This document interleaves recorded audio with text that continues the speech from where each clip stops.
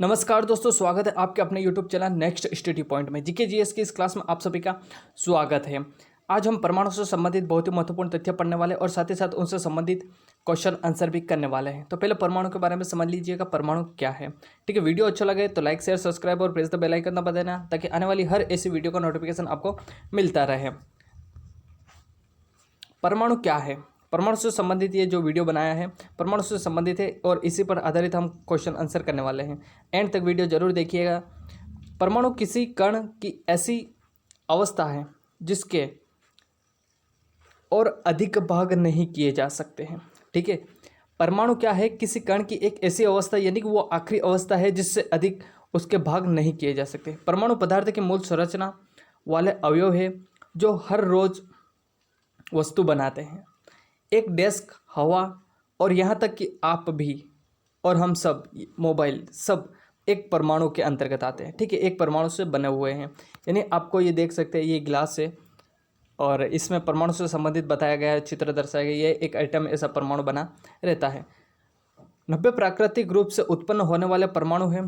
प्रयोगशाला में वैज्ञानिक ने लगभग 25 यानी कि कल इसी पर डिस्कस की थी और आज यहाँ पर थोड़ा सा चेंज हो रहा है। ठीक है, यानी जो कल हमने वीडियो पर बात की थी उसी से संबंधित परमाणु में ये यहाँ पर बताया गया है। प्रकृति से संबंधित कितने तत्व हैं और वैज्ञानिक द्वारा कितने बताए गए हैं वही इसमें बता रहा है।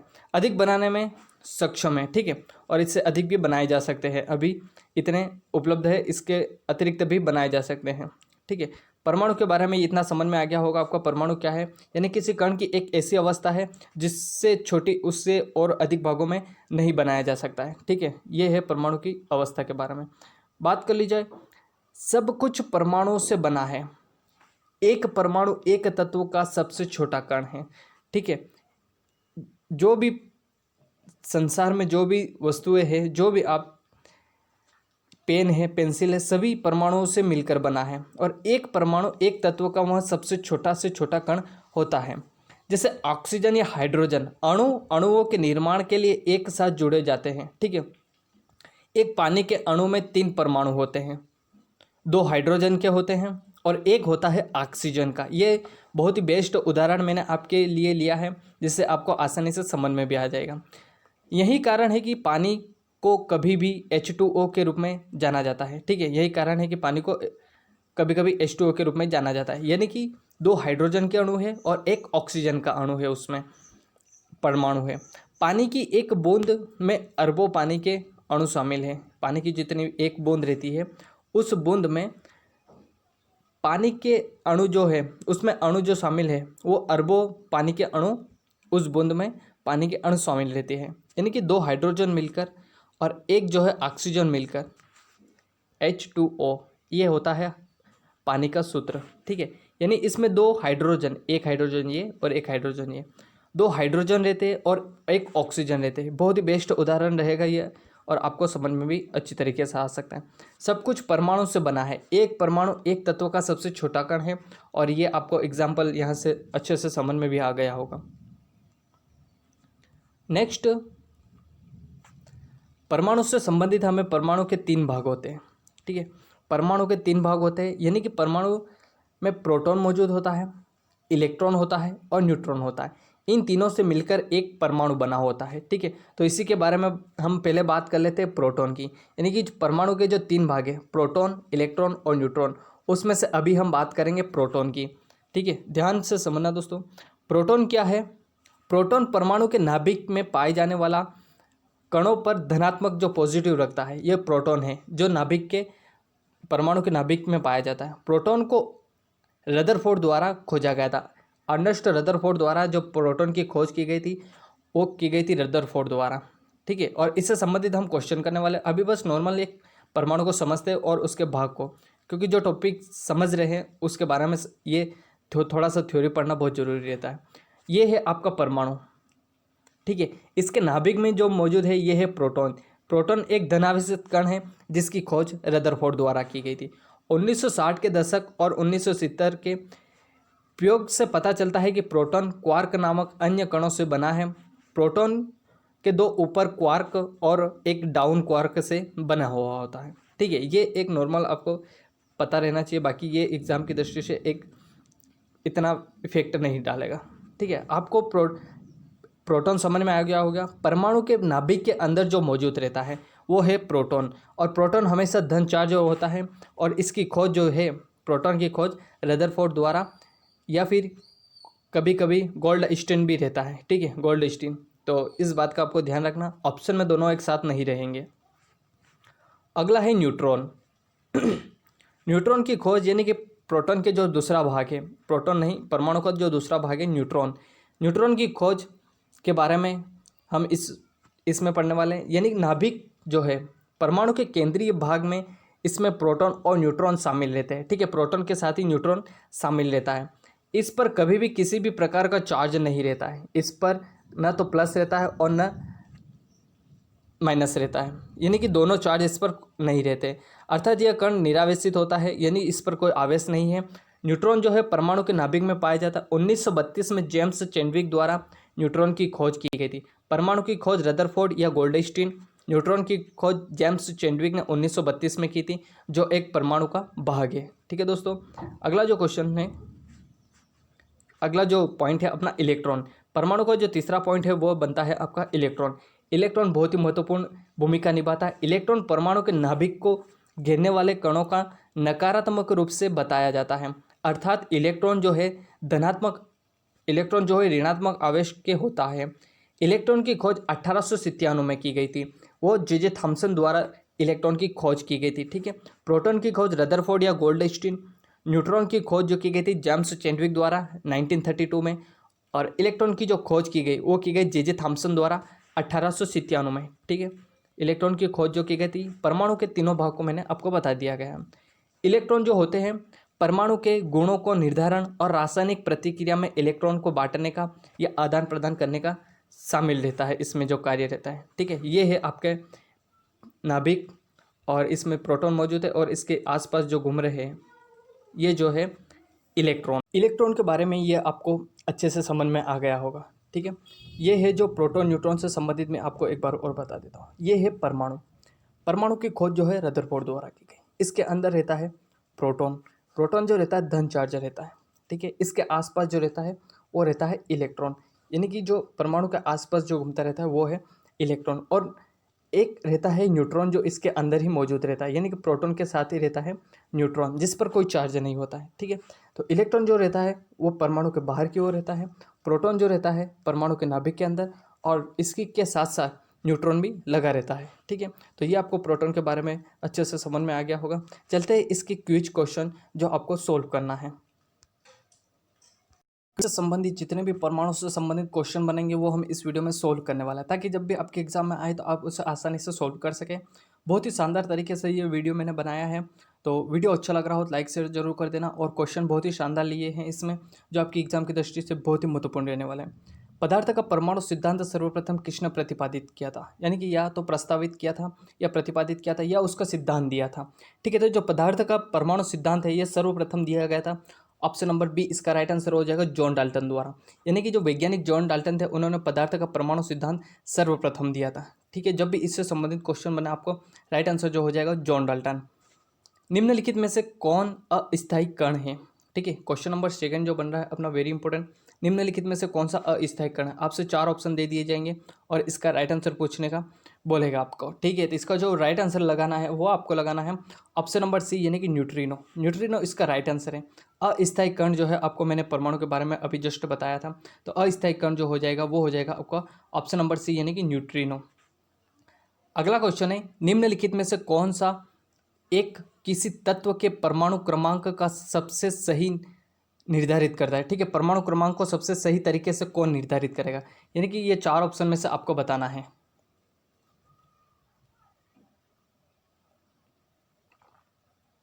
राइट आंसर क्या होगा दोस्तों, राइट आंसर जो हो जाएगा ऑप्शन नंबर ए, यानी कि प्रोटॉनों की संख्या। प्रोटॉन के बारे में मैंने आपको बताया था, कौन सा एक किसी तत्व के परमाणु क्रमांक को सबसे सही निर्धारित कर रहा है, तो वो है जो परमाणु क्रमांक रहता है वो प्रोटॉनों की संख्या पर डिपेंड करता है, ठीक है। जो प्रोटॉन की संख्या होगी वही परमाणु क्रमांक बनेगा। अगला क्वेश्चन है, निम्नलिखित में से कौन एक आवेश रहित कण है, तो इसका जो राइट आंसर हो जाएगा वो हो जाएगा ऑप्शन नंबर सी, यानी कि न्यूट्रॉन। न्यूट्रॉन जो रहता है आवेशहीन रहता है, ठीक है। इस पर न तो धनात्मक रहता है न ऋणात्मक रहता है। प्रोटॉन जो रहता है वो रहता है आपका प्लस चार्ज, और इलेक्ट्रॉन जो रहता है वो रहता है ऋण चार्ज, ठीक है। लेकिन न्यूट्रॉन पे दोनों चार्ज मौजूद नहीं रहते हैं, लेकिन ये एक आवेश रहित कण है, ठीक है। अगला क्वेश्चन बनता है, परमाणु के नाभिक में निम्नलिखित में से कौन सा कण होता है? इसका जो राइट आंसर हो जाएगा, यदि आपने फर्स्ट में शुरू में अच्छे से समझा होगा तो इसका राइट आंसर आप आसानी से लगा सकते हैं। परमाणु के नाभिक में निम्नलिखित में से कौन सा एक कण होता है, ठीक है। नाभिक में कौन सा कण होता है ये आपसे पूछा गया है, तो इसका जो राइट आंसर हो जाएगा वो हो जाएगा ऑप्शन नंबर ए, यानी कि प्रोटॉन और न्यूट्रॉन दोनों ही जो रहते हैं वो नाभिक के अंदर पाए जाते हैं। P+N जो रहता है वो नाभिक के अंदर, और इलेक्ट्रॉन जो रहता है वो नाभिक इसके ऊपर यानी कि परमाणु के ऊपर रहता है, ठीक है। ऊपर यानी बाहरी सतह पर इलेक्ट्रॉन पाया जाता है। प्रोटॉन और न्यूट्रॉन जो रहता है नाभिक के अंदर रहता है। नेक्स्ट क्वेश्चन बनता है, परमाणु में कौन से मूल कण समान संख्या में स्थित होते हैं?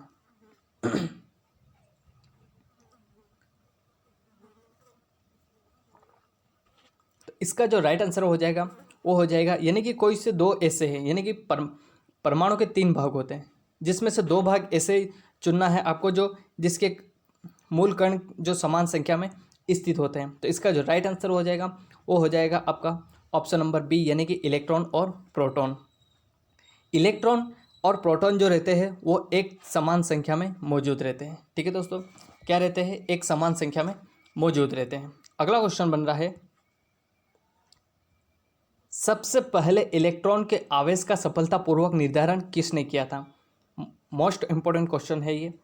तो इसका जो राइट आंसर हो जाएगा वो इन चारों ऑप्शनों में से ऑप्शन नंबर बी जो है मिलिकन, इसका राइट आंसर हो जाएगा। सबसे पहले इलेक्ट्रॉन के आवेश का सफलतापूर्वक जो निर्धारण किया गया था वो किया गया था ऑप्शन नंबर बी, यानी कि वैज्ञानिक मिलिकन द्वारा, ठीक है। इसका जो राइट आंसर हो जाएगा वो हो जाएगा ऑप्शन नंबर बी।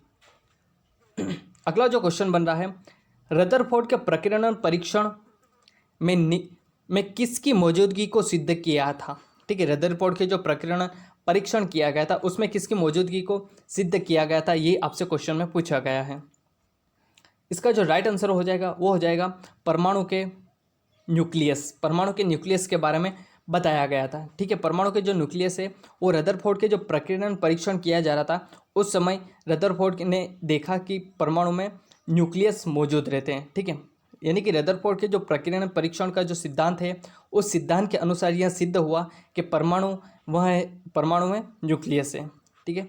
अगला जो क्वेश्चन है, ऐसे ही क्वेश्चन आपके एग्जामों में पूछे जाते हैं परमाणु से संबंधित। परमाणु जो है क्वेश्चन नंबर 9 बनता है, परमाणु विद्युतः होते हैं, यानी कि परमाणु क्या होते हैं, मोस्ट इंपॉर्टेंट है ये। यहाँ पर आपको 4 ऑप्शन दिए जाते हैं।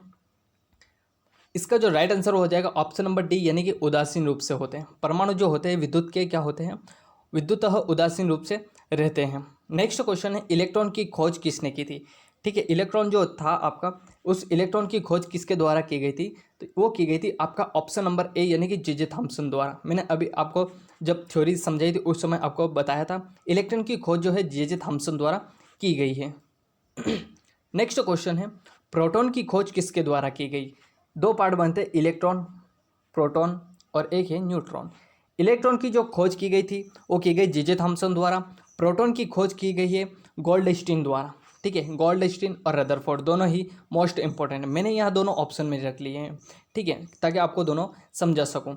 लेकिन जब मेन एग्जामों में पूछे जाते हैं तो ये दोनों एक साथ ऑप्शन में नहीं रहेंगे, इस बात का जरूर ध्यान रखिएगा, ठीक है। नेक्स्ट जो प्रोटॉन है उसका रदरफोर्ड और गोल्डस्टीन हो गया, और न्यूट्रॉन का हो जाएगा जेम्स चैडविक, इसका राइट आंसर। न्यूट्रॉन के जो खोज करता है वो जेम्स चैडविक, प्रोटॉन रदरफोर्ड और गोल्डस्टीन, इलेक्ट्रॉन के जे थॉम्सन हो जाएंगे। जेम्स चैडविक जो है, जेम्स चैडविक द्वारा निम्नलिखित में से किसकी खोज की गई थी? तो अभी मैंने आपको बताया जेम्स चैडविक ने ऑप्शन नंबर सी, यानी कि न्यूट्रॉन की खोज की थी, ठीक है। अगला जो क्वेश्चन है, निम्नलिखित में से किन कणों में कणीय तरंग की 2 प्रकृति पाई जाती है? मोस्ट इंपोर्टेंट क्वेश्चन है। इसका जो राइट आंसर हो जाएगा वो हो जाएगा आपका ऑप्शन नंबर सी, यानी कि इलेक्ट्रॉन। इलेक्ट्रॉन के कणों में कणीय तरंग की 2 प्रकृति पाई जाती है, ठीक है दोस्तों। जो 2 प्रकृति पाई जाती है वो पाई जाती है ओनली इलेक्ट्रॉनों में। नेक्स्ट है, पॉजिट्रॉन की खोज किसने की थी? ठीक है, पॉजिट्रॉन जो है जिसकी खोज की गई थी ऑप्शन नंबर सी यानी कि एंडरसन। ठीक है, प्रोटॉन का ही एक नया रूप रहता है पॉजिट्रॉन, जिसकी खोज वैज्ञानिक एंडरसन द्वारा की गई थी। एक भारतीय वैज्ञानिक जिसका नाम एक विशिष्ट मूल कण के साथ जुड़ा हुआ है। मोस्ट इंपॉर्टेंट क्वेश्चन है, ऐसे क्वेश्चन आपको एग्जामों में देखने को 100% मिलेंगे। एक भारतीय वैज्ञानिक जिसका नाम एक विशिष्ट मूल कण के साथ जुड़ा रहता है, इन 4 ऑप्शन में से वो वैज्ञानिक कौन है ये आपको बताना है। इसका जो राइट आंसर हो जाएगा ऑप्शन नंबर बी यानी कि बॉस। एक बॉस नाम के वैज्ञानिक थे, ठीक है, उन्हीं को अभी मतलब भारतीय वैज्ञानिक है जिनका नाम विशिष्ट मूल कण के साथ जुड़ा हुआ है। बास एक कण है, ठीक। नेक्स्ट जो क्वेश्चन है, परमाणुवीय नाभिक की खोज किसके द्वारा की गई थी? तो परमाणु नाभिक की खोज जो की गई थी वो की गई थी आपका ऑप्शन नंबर डी इसका राइट आंसर हो जाएगा, यानी कि रदरफोर्ड। वैज्ञानिक रदरफोर्ड द्वारा परमाणु नाभिक की खोज की गई थी। ठीक है, परमाणु की जो नाभिक की खोज किसके द्वारा की गई थी? वैज्ञानिक रदरफोर्ड द्वारा। अगला क्वेश्चन बनता है, और इस वीडियो के जितने भी क्वेश्चन बताऊंगा मैं टॉप 14 वो मोस्ट इंपॉर्टेंट है। और यदि आपके एग्जाम में परमाणु से संबंधित कोई सा भी क्वेश्चन पूछा जाएगा तो 100% दोस्तों इससे बाहर एक भी क्वेश्चन नहीं जाएगा। और एक वीडियो और परमाणु से बनाऊंगा मैं, इन दोनों वीडियो से संबंधित जितने भी क्वेश्चन यदि किसी भी लेवल की एग्ज़ाम हो 100% इन्हीं में से बैठेगा। ठीक है, किसी परमाणु के नाभिक में न्यूट्रॉन नहीं होता। निम्नलिखित में से किस परमाणु के नाभिक में न्यूट्रॉन नहीं होता है? एक ही क्वेश्चन है ये ऐसा। ठीक है, निम्नलिखित में से किस परमाणु के नाभिक में न्यूट्रॉन नहीं होता है? और इसका राइट आंसर जो है वो हो जाएगा आपका हाइड्रोजन। इसका राइट आंसर है, यानी कि ऑप्शन नंबर ए इसका राइट आंसर है हाइड्रोजन। अगला है, इलेक्ट्रॉन के तरंग की प्रकृति की खोज सर्वप्रथम किसके द्वारा की गई थी? तो इलेक्ट्रॉन की जो तरंग की प्रकृति, इलेक्ट्रॉन की खोज किसके द्वारा की गई थी? जे थॉम्सन द्वारा। लेकिन यहाँ पूछा गया इलेक्ट्रॉन के तरंग की प्रकृति, यानी कि जो राइट आंसर हो जाएगा वो हो जाएगा ऑप्शन नंबर बी यानी कि डी ब्रोगली द्वारा। कंफ्यूज भी दो और क्वेश्चन भी क्लियर हो गया। इलेक्ट्रॉन की जो तरंग की प्रकृति है वो की गई थी डी ब्रोगली द्वारा, उसकी खोज की गई थी। लेकिन इलेक्ट्रॉन की खोज जो की गई थी जे थॉम्सन द्वारा की गई थी। डाल्टन के परमाणु के सिद्धांत के अनुसार कौन सा सबसे छोटा कण जो है स्वतंत्र रूप से पाया जाता है, स्वतंत्र रूप से रह सकता है? ठीक है, तो इन 4 ऑप्शन में से आपको राइट आंसर बताना है।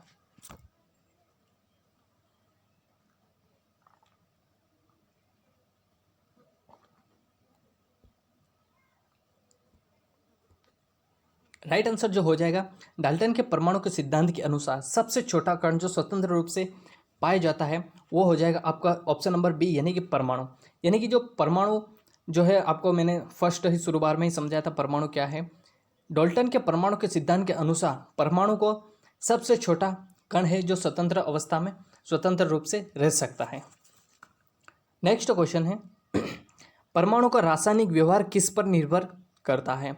ठीक है, परमाणु का जो रासायनिक व्यवहार है वो किस बात पर निर्भर करता है? इन चारों बातों को 4 जो निर्देश दिए गए, इन निर्देशों को आप ध्यानपूर्वक अभी पढ़िए। इन चारों में से आंसर जो है वो आपको सोचना है। ठीक है, क्योंकि मैंने आपको बखूबी परमाणु के बारे में बहुत कुछ बता दिया गया है।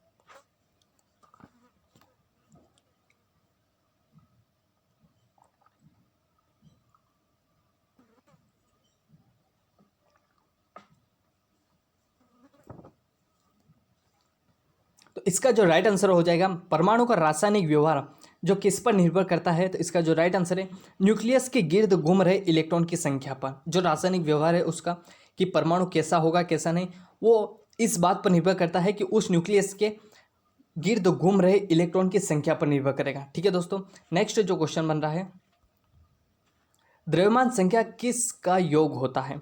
ठीक है, यानी कि जो परमाणु का द्रव्यमान होता है वो संख्या किसका योग होती है, यही आपको ऑप्शन में पूछा गया है। तो इसका जो राइट आंसर हो जाएगा वो हो जाएगा, यानी कि प्रोटॉन और न्यूट्रॉन दोनों का योग होता है द्रव्यमान संख्या। यानी कि जो द्रव्यमान संख्या रहती है, ठीक है, वो रहती है आपके प्रोटॉन प्लस न्यूट्रॉन के योग का योग रहता है जो द्रव्यमान संख्या रहता है। ठीक है, और प्रोटॉन की संख्या और परमाणु क्रमांक एक समान रहता है।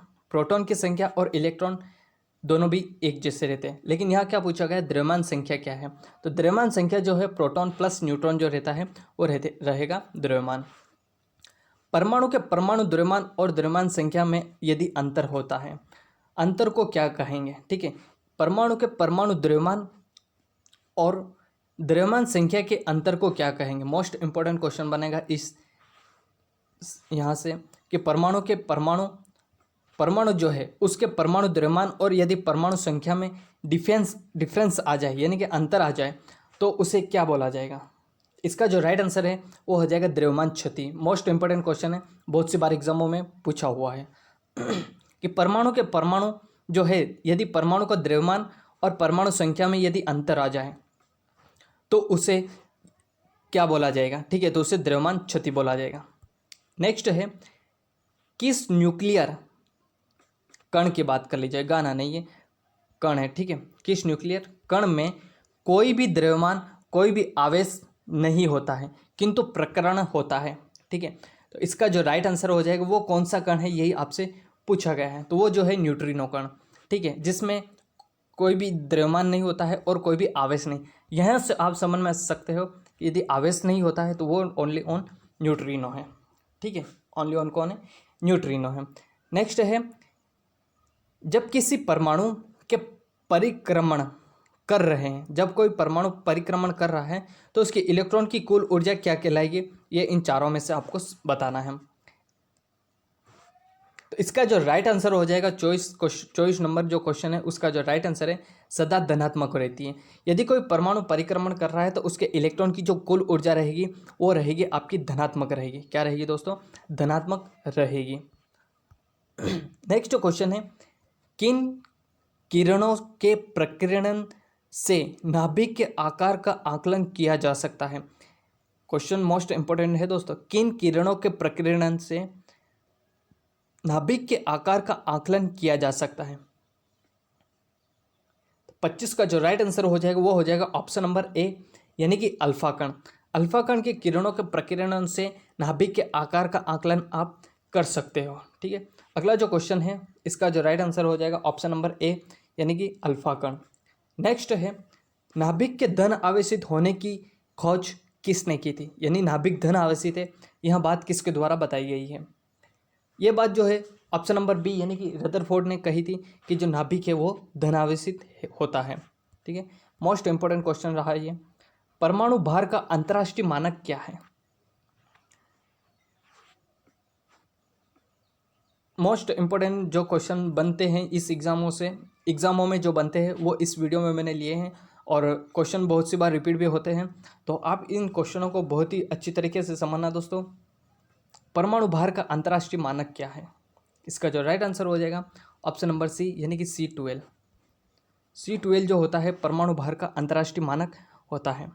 नेक्स्ट है निम्नलिखित में से किसने आणविक सिद्धांत प्रतिपादित किया था। ठीक है, तो इन जो चार ऑप्शन में से एक ऑप्शन में है कि किसने आणविक, ठीक है, आणविक जो सिद्धांत है वो किसने प्रतिपादित किया था। सॉरी दोस्तों, निम्नलिखित में से किसने आणविक सिद्धांत प्रतिपादित किया था। ठीक है, तो इसका जो राइट आंसर हो जाएगा वो हो जाएगा आपका ऑप्शन नंबर डी यानी कि जॉन डाल्टन। जॉन डाल्टन इसका राइट आंसर है। ठीक है, निम्नलिखित में से जो आणविक सिद्धांत का प्रतिपादन किया था वो किया था वैज्ञानिक जॉन डाल्टन द्वारा। अगला जो क्वेश्चन है फोटोन की ऊर्जा की बात कर ली जाए। फोटोन की जो ऊर्जा E और संवेग P और वेग C, इन तीनों के बारे में सही संबंध क्या बताता है, बताना है फोटोन के बारे में। ठीक है दोस्तों, इसका राइट आंसर क्या हो जाएगा। 29 नंबर क्वेश्चन के जो राइट आंसर है वो हो जाएगा ऑप्शन नंबर डी यानी कि P बराबर EC। फोटोन की ऊर्जा E और संवेग P तथा वेग V में सही जो संबंध है वो बनता है ऑप्शन नंबर डी यानी कि P बराबर EC से। नेक्स्ट है एक परमाणु में दो इलेक्ट्रॉन के चारों क्वांटम संख्याएं आपस में समान नहीं हो सकती हैं, यह नियम किस वैज्ञानिक से संबंधित है। Very very very very important question है ये दोस्तों। एक परमाणु में दो इलेक्ट्रॉन की चारों क्वांटम संख्या आपस में समान नहीं हो सकती है, यह नियम किस वैज्ञानिक से संबंधित है। इसका जो राइट आंसर हो जाएगा वो हो जाएगा ऑप्शन नंबर बी यानी कि पाउली। वैज्ञानिक पाउली द्वारा एक परमाणु में दो इलेक्ट्रॉन की चारों क्वांटम संख्याएं आपस में समान नहीं हो सकती है, यही पाउली का नियम है। अगला जो क्वेश्चन है रासायनिक तत्व के अणु के संदर्भ में चुंबकीय क्वांटम संख्या का संबंध क्या है। ठीक है, इन चार ऑप्शन में से बताना है आपको कि रासायनिक तत्व का अणु है उसके संदर्भ में चुंबकीय क्वांटम संख्या क्या है। तो राइट आंसर जो हो जाएगा ऑप्शन नंबर डी यानी कि चक्रण से। रासायनिक तत्वों के अणु के संदर्भ में जो चुंबकीय क्वांटम संख्या है उसका संबंध चक्रण से रहता है। ठीक है, किससे रहता है दोस्तों? चक्रण से रहता है। अगला क्वेश्चन है, क्वांटम संख्या जो किसी कक्षा में अंतरिक्ष में अभिविन्यास की दिशा को विनिर्दिष्ट करती है। ठीक है, तो इसका राइट आंसर क्या होगा? क्वांटम संख्या जो किसी कक्षा में अंतरिक्ष में अभिविन्यास की दिशा को निर्दिष्ट करती है। तो इसका जो राइट आंसर हो जाएगा वो हो जाएगा ऑप्शन नंबर सी यानी कि चुंबकीय क्वांटम संख्या। चुंबकीय क्वांटम संख्या है जो चुंबकीय क्वांटम संख्या जो है वो अंतरिक्ष में अभिविन्यास की दिशा को निर्दिष्ट करती है। अगला क्वेश्चन जो बनता है, किसी तत्व के रासायनिक गुण निम्नलिखित में से कौन तय करता है?